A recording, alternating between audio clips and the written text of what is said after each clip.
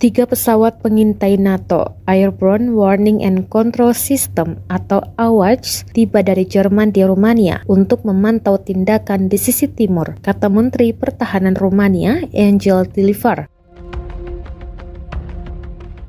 NATO sebelumnya melaporkan bahwa mereka berencana untuk mentransfer pesawat dari Jerman ke Rumania pada 17 Januari untuk memantau aktivitas militer Rusia.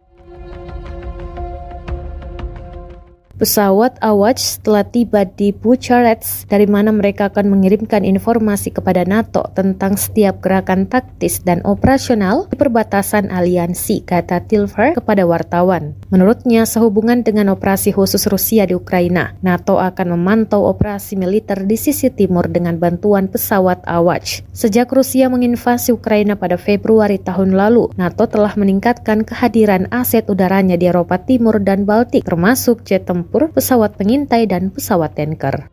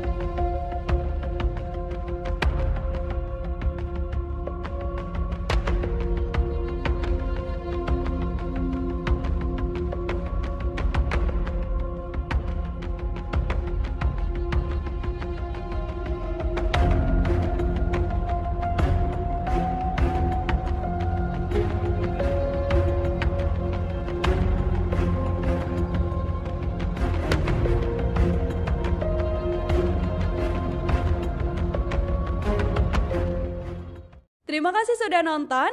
Jangan lupa like, subscribe, dan share ya.